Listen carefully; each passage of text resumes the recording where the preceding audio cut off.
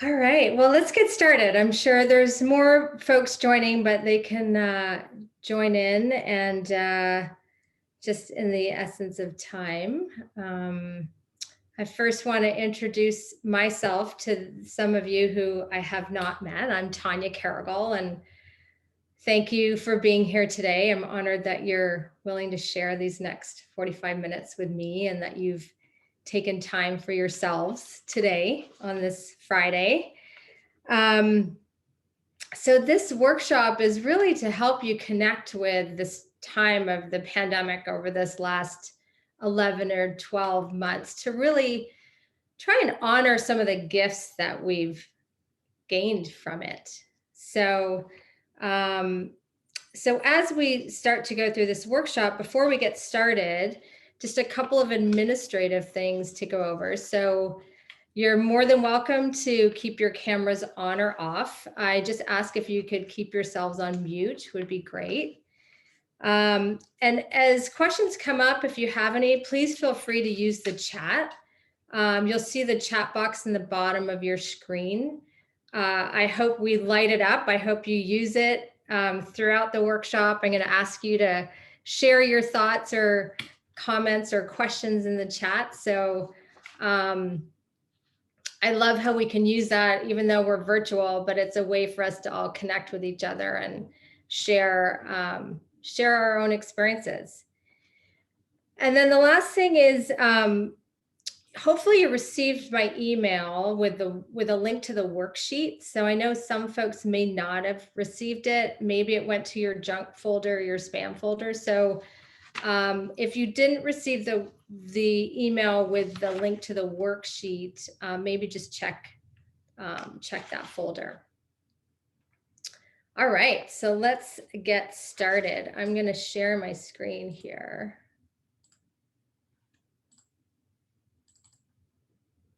All right.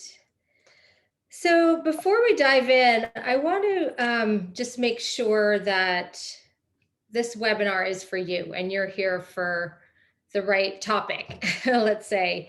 So the webinar is really designed for women who are ready to reclaim control over their health and their lives. The pandemic has turned our lives upside down. And so this webinar is really designed for you to start to take action and take control over your life again. It's also for mothers who discovered new ways to support themselves and their families through this last year and want to find ways to maintain some of those things. And then thirdly, it's for women who want to feel a profound sense of peace that emanates into all corners of your life. So let me know if this is you. Are you here for some of these things? Share with me in the chat. Let's get this chat box going. You can just type me. Yes, this is me. Yes, definitely. Lorraine. Awesome. I'm a yes, Tammy. Wonderful. Yep. Toby says all three. Wonderful. So here are some of the things that I hope you walk away from today. The first goal is really that you know the what, you know what you want to feel, you know what you want to be feeling. But what matters most is the follow through. If we don't follow through on our schedules or our activities that align with how we want to feel, then we're never going to really make that change. So I hope today what you get out of this is the importance of the follow through. Secondly, is to create space for a new way of being. The pandemic has taught us a new way of being, a new way of living. And if we do want to make these changes, we need to create space to do so. So we kind of need to clear out the old to make space for the new. And then thirdly, recognizing that we all need support to become the person that we want to be. And that asking for help is actually a sign of strength. So maybe you look to the person sitting next to you, your partner, your spouse, a friend, maybe even your kids, to help support you through some of these changes. So that's really what I hope to that you come away with today. So to share a little bit about me, I know some of you on the workshop today know me quite well, but some of you don't. So I wanted to share with you a little bit about me and how I arrived here. I'm a mom of two beautiful girls who are ages 12 and 13, and they are truly the light of my life. I've been married for almost 15 years, and I live in the Bay Area in California. And I spent 20 plus years of my career in the high tech world working for startups in the Silicon Valley. And I found that during those years, I was always searching for something more, something different, something that aligned more with what I've been drawn to my almost my entire adult life, which is helping people. And the last few years in the high tech world were really hard for me. I was overwhelmed. I was overworked. I was working at a job that I didn't love. I was traveling, and I was taking time away from my family to do this job that just wasn't fulfilling to me. And I wanted to do it all. I wanted to take my kids to and pick them up from school. I wanted to drive them to their after school activities. And of course, I wanted to have dinner on the table when everybody got home. And I just found myself pulled in so many different directions that I didn't know which way I was going. So I knew that something needed to change because I was constantly stressed and I wasn't really giving my best self to the people who mattered most to me. So about almost 2 years ago, I decided to prioritize myself and commit to a different lifestyle, a new career, one that was aligned with what I knew already, which is that I wanted to help people. And so now I have committed to a different life, one that's aligned with how I want to feel, less stress, less anxiety, and less guilt as well. So now I am a certified life coach, and I help professional working women deal with the stress and the overwhelm that the pandemic has brought upon our lives. I started to recognize when the pandemic hit how much my friends, my clients were suffering. All of a sudden, our lives were turned upside down, and we were working from home. Our spouses were working from home. Our kids were home from school, and everything fell on our laps. We became teachers. We became house cleaners. We took on everything, the caretaking, the household tasks, and on top of our full-time jobs. And so I decided to dedicate my practice to helping women to try and prioritize themselves and recognize that unless you fill your cup up first, you're not going to give your best self to the people around you, to your loved ones, to your coworkers. So in my practice, I have a one-on-one private coaching program, and I also offer these type of workshops to women's employee networks within organizations. And I'll tell you more about that at the end of the workshop, but I wanted to just give you a sense of what I do and how I try to help people in these types of situations. So this particular workshop came about because I started to think about what I want my post-pandemic world to look like. And as we start to see things opening up again, and friends and family getting vaccinated, and our kids' sports are starting to start up again, I started to think about what are some of the things that I want to preserve, that I want to hold on to, that I want to take away from this last year that I loved, so that I can continue feeling this way. I've slowed down. I have a sense of peace. And as I hear and I talk to friends and I talk to my clients, a lot of the things that come up are, how much they've loved this time with their kids and their families, and how they don't feel that pressure anymore of social engagements, for example, or not having to commute to the office.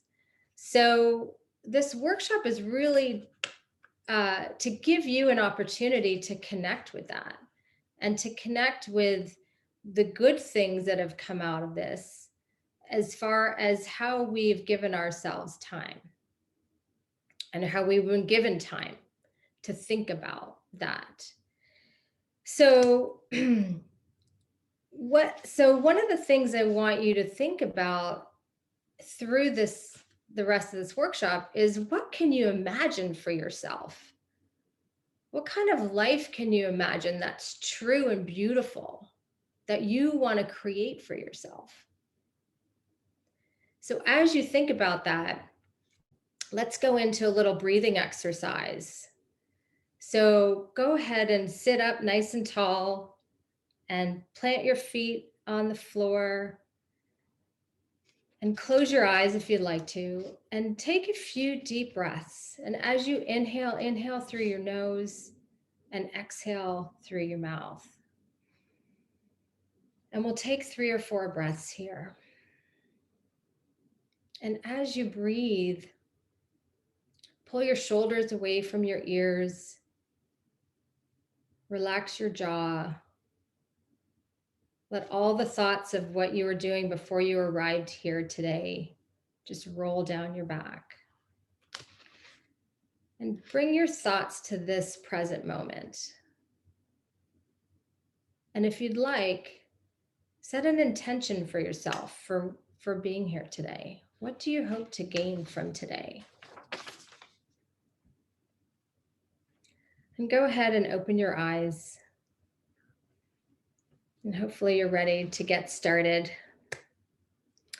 So we're going to spend the next 30 minutes or so uncovering what you want to feel every day, and what your desired experience is, and how to identify the things that you want to continue saying yes to, and also letting go of the things that are no longer serving you. So who's ready to get started? Let me know in the chat. Are we ready? You relaxed? Jenny says yes. Toby says yes. Lorraine, yes. Tammy, yes. All right, let's get started here. So have we ever had a time in our lives where we had an opportunity to literally hit the reset button on our lives?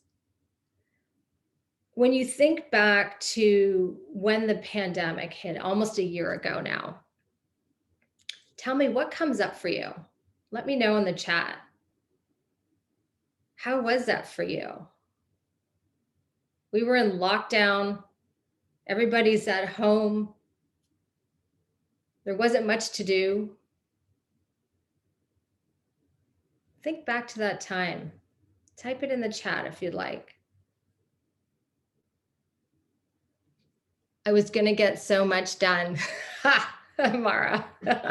I know we had great aspirations for getting things done. Tammy, it was hard to adjust. I was scared. Yeah. Pandemic was scary. So tell me, what were some of the good things that came out of that time?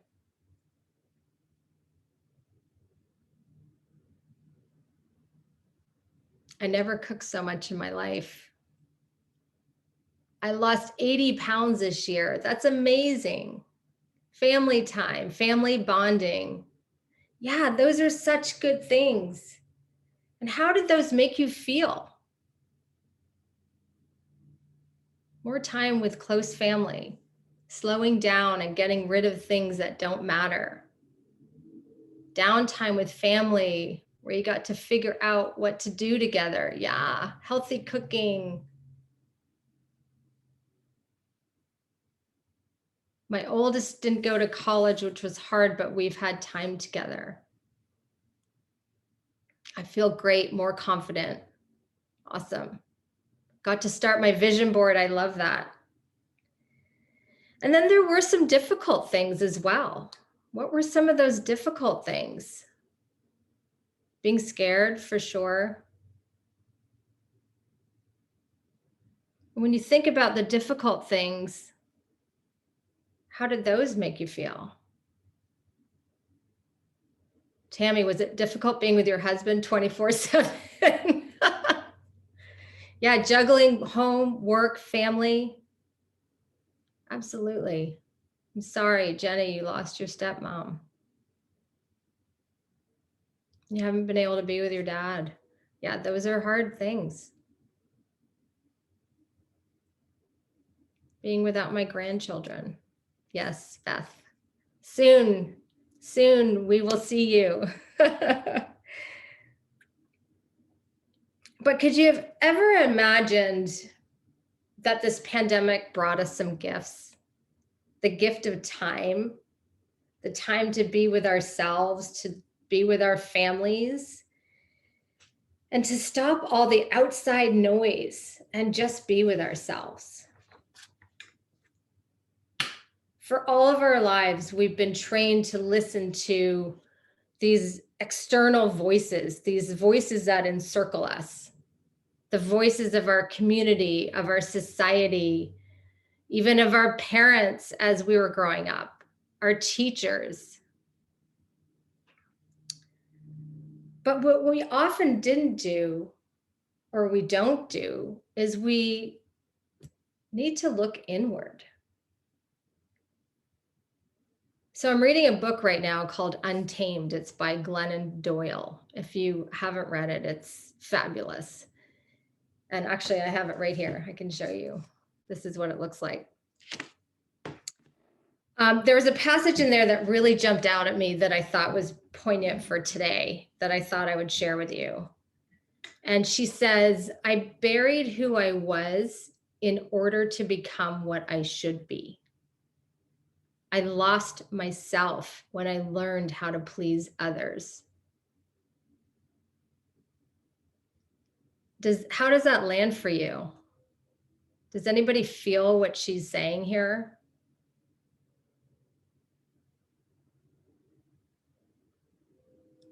Tammy says yes.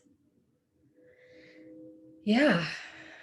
There's always someone else that we feel we need to please. She goes on to say that the deepest truth, so later in the book, she says, the deepest truth is not what we can see, but what we can imagine. Perhaps imagination is not where we go to escape reality, but where we go to remember it. Perhaps when we want to know the original plan for our lives, families, world, we should consult what's not what's in front of us, but what's inside us. Yeah, Josephine, we often get lost serving others when we place oxygen mask on others before ourselves. Yeah, absolutely. So imagine that this last year has given us a new way of being. We need to shift the paradigm from listening to the external voices to listening inward, to our own inner wisdom, instead of those outer voices for approval. Because the most important person to listen to is you. Who do you want to be? How do you want to feel? We're so attuned to pleasing others that we forget about the most important person, you. And we need to remember who we are and what we desire. We often get lost in the to-dos, the caretaking, the housework, the cooking, the cleaning, and we give up ourselves. So until we drop the things that we're doing, the outer doing is a distraction in order for us to feel worthy. So we need to slow down and let it go. Shed those roles of overdoing and overachieving. And take time to think about what this last year has taught us about ourselves. So take a moment here, maybe close your eyes if you'd like to, or stare out the window and think about, how do you want to feel? What's your desired experience? If you were to put it in words, and if you were to take out your worksheets, this is a good time to think about and put down on paper or on your screens. How do you want to feel? And this next slide is a bit of an eyesore, but it's going to give you some words to help you describe how you want to feel. So go ahead and list the top 5 ways that you want to feel every day. Take a moment here to do that.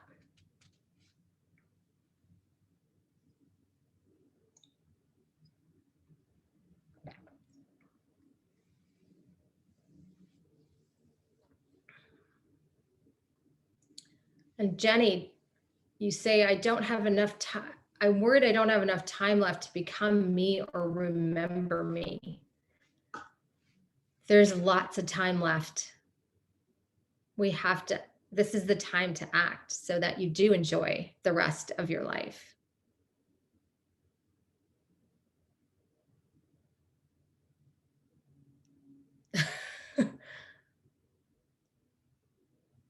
I want to feel like if I'm not running all the time, without actually running.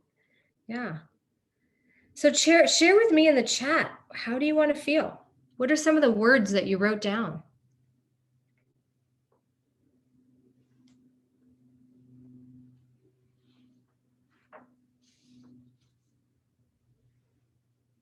What's your desired experience?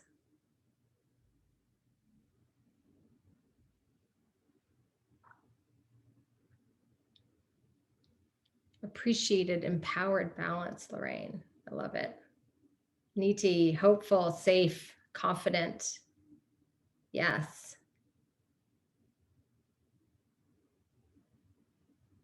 Those are great, great words.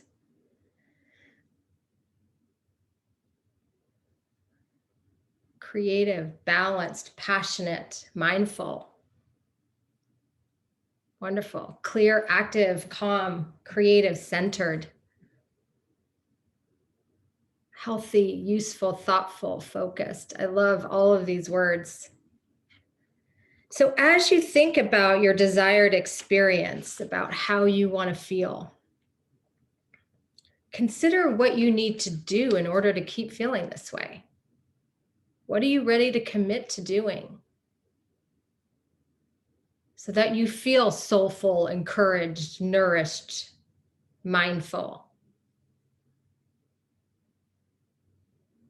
Sometimes what can deplete us most is simply overcommitting ourselves or saying yes to the wrong things.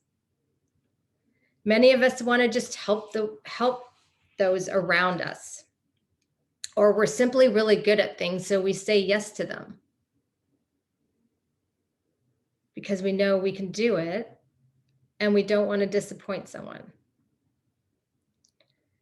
And it's great to want to help others, but we also have to check in to see whose agenda are we furthering? Are we furthering other people's agendas, or are we furthering our own?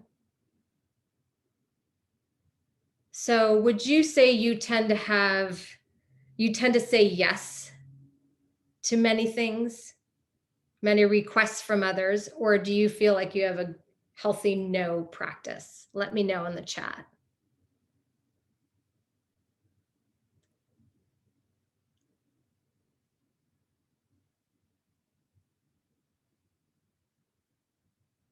Do you say yes to a lot of things that you actually wish you didn't?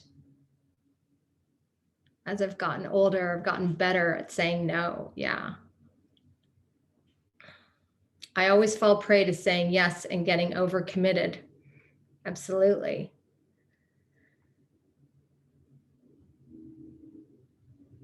It took 50 years to learn to say no. Yeah. So when you think about, and this you can add to your worksheet, when you think about your past weekly commitments, what's the first word that comes to mind?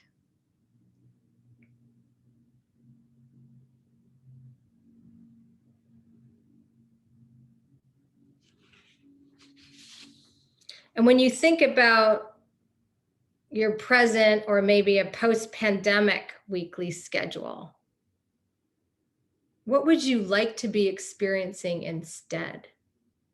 So if you were feeling stressed or busy or overscheduled, what is it that you want to take into a post-pandemic world?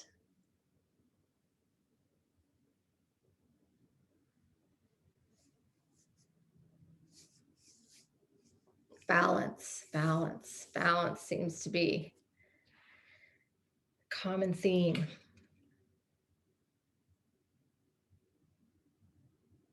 The positives from this time, yeah.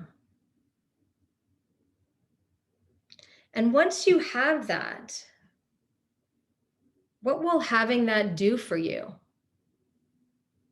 What will that give you?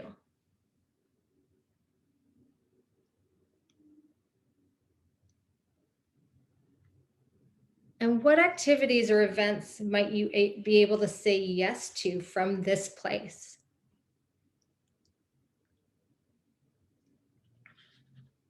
So as you look at the list that you created of your desired experience, this will add a layer of intentionality to the things that you're about to say yes to. So a lot of times when we receive requests, our automatic response is yes. But we want to get to a place where you actually pause between the request and your response.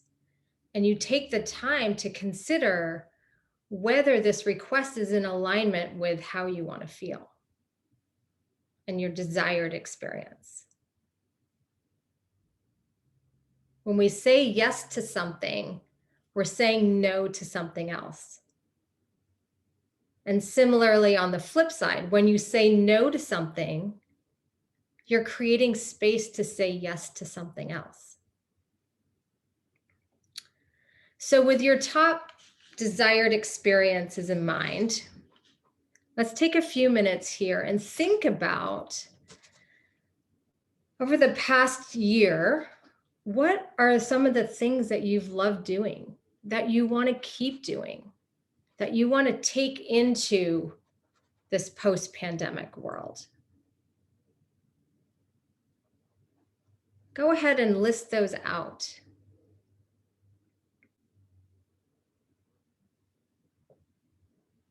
What are some of the non-negotiables that you want to build into your weekly schedule that no one's going to take those away from you because they make you feel the way you want to feel? We want to get to a point where we're taking action as if we're already in that post-pandemic world, because we're getting close. Every week we're getting closer. So if we consider taking action as if we're already there and we start doing those now, we build those into our routines. They become our habits, and they become just who we are and what we do.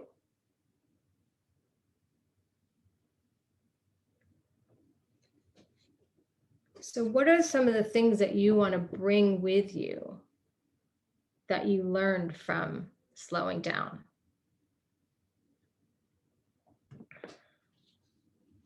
And if you'd like, share with me in the chat. exercise and meditation, exercise and trying new things, spending quality time with spouse and family. Yeah, more calm, less stress, more focus.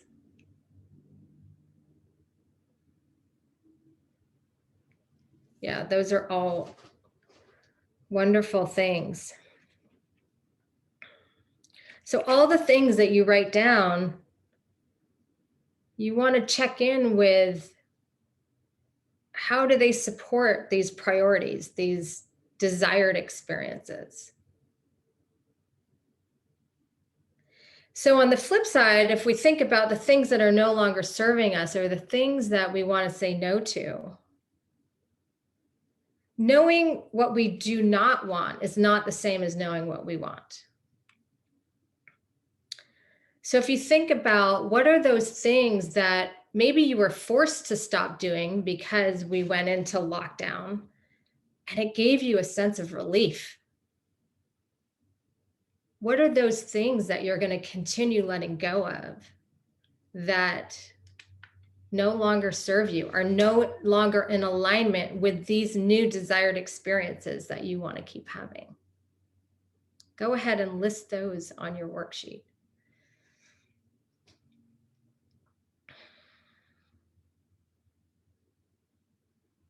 Yeah, you miss life. Yeah.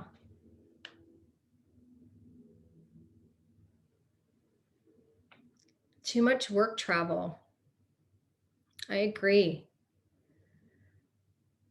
We've certainly found through this last year that we can be productive without traveling. My husband used to travel a lot for work, and it's been wonderful having him home, and he's so much more relaxed. And you don't then have to take that time away from your family when you can be just as productive at home. Too much entertaining. Yes.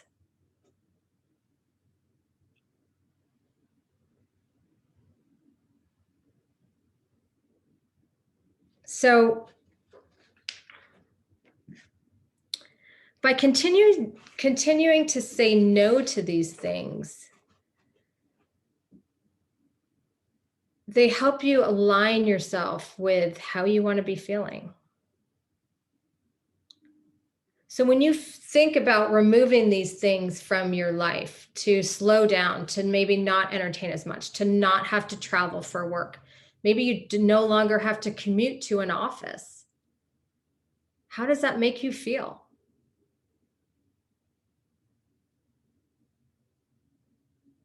Joyous. Yeah.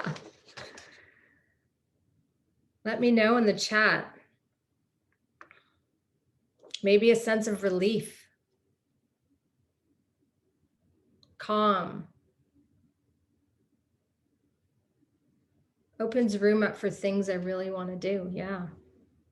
So commit to honoring these feelings, these thoughts, these activities, these changes by committing to taking inspired action and following through. As I mentioned earlier, one of the goals for today was for you to recognize that the follow through is what matters most. So maybe you find an anchor, something that reminds you of why you want to keep doing the things you're doing, or why you want to continue to say no to the things that no longer serve you.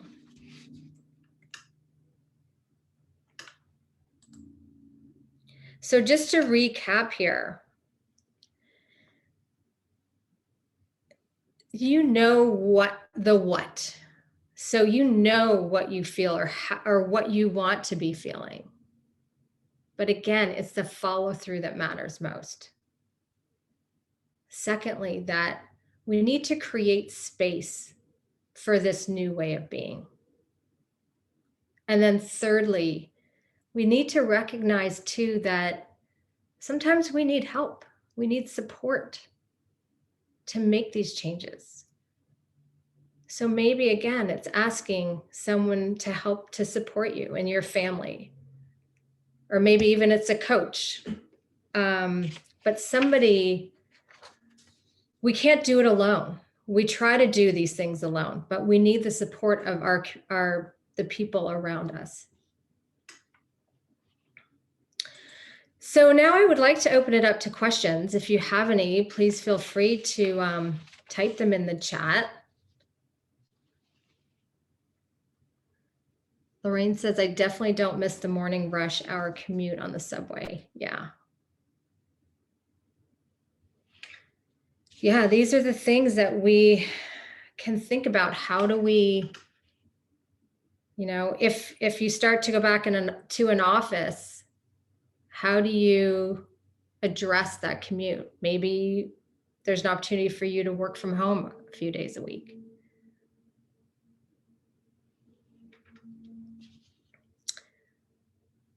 So I don't see any questions. So just before we wrap, at the beginning, I mentioned to you that I would share with you a little bit more about my coaching practice. So as a life coach, I've for this last 10, 11 months, I've been focused on helping professional working women to try and overcome this sense of overwhelm and help them cope with the stress.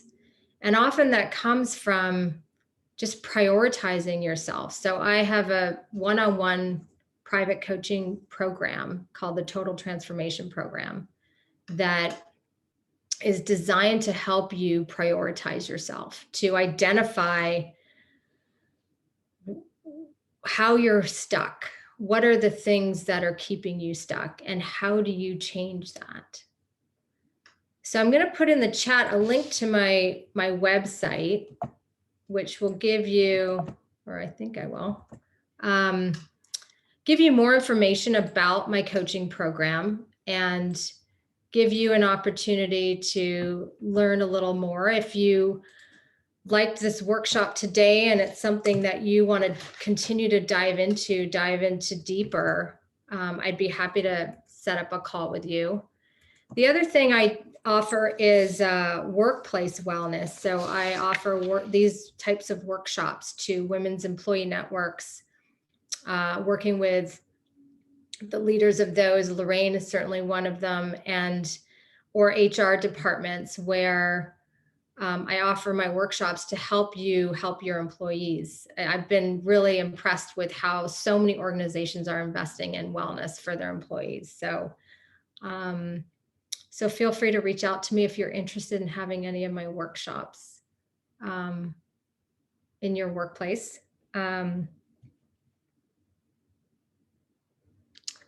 So Maria asked, how can you prioritize yourself when you also have financial responsibilities that dictate your life too?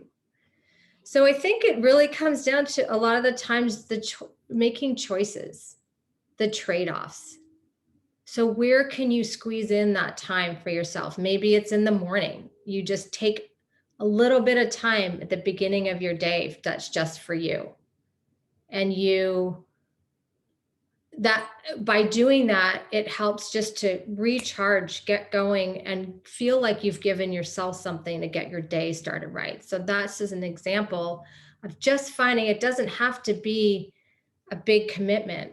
It can be simply even your first cup of coffee in the morning, just sitting with it, taking in those aromas, feeling the warmth of your coffee cup around your hands. And maybe you stare out the window for 5 minutes by yourself. Or maybe you take a hot shower, lock the door, nobody can come in, and it's just you. So there are various different ways that you can prioritize yourself. And it's really just about, I don't think it takes money to do that necessarily. It can be the small things as well. So I hope that answered your question. So to wrap up here, I just want to thank you all for being here. I'm very grateful for you all. I hope you all have a wonderful rest of your weekend. Happy Friday. And I hope to see you again in my next workshop. Bye, everyone.